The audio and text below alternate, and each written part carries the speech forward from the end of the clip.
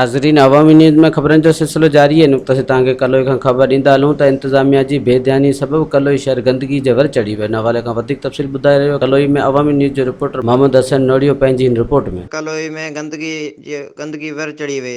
नंढी चूंड खे साढा 4 साल गुज़रण बावजूदि गटर नालनि जी मरमत समेत को बि तरक़ियाती कमु न थी सघियो। 30,000 जी आबादी रखंदड़ कलोई शहर ते सिर्फ़ 5 मुलाज़िम सफ़ाई ते रखियल आहिनि। शहर में गंद किचिरे जा ढेर, गटरनि जे बदबूदार पाणी सबबु शहरी ॿटी अज़ाब हेठि बीमारियूं पखिड़िजण लॻियूं आहिनि। टाउन कमेटी तरफ़ां कुता मार मोम मच्छर मार स्प्रे न करायो वियो आहे। बीमारियूं पखिड़ण लॻियूं आहिनि। उन सिलसिले में भील पाड़ो, कोली पाड़ो, मेघवाड़ पाड़ो, लुंड पाड़ो अस्पताल जे गलियुनि ऐं मेन मिठी स्टावर समेत समूरियुनि गलियुनि में गंद किचिरे जा ढेर। महाराज पाड़ो मां 6 महीना गुज़रण वञण बावजूदि ॿुहारी बि न कढाई वई आहे।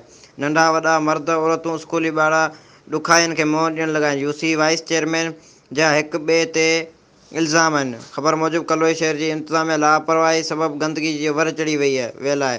गुज़िरियल केतिरनि ई सालनि खां का बि सफ़ाई न थियण सबबु गटर हंधा हंधा टुटी विया आहिनि।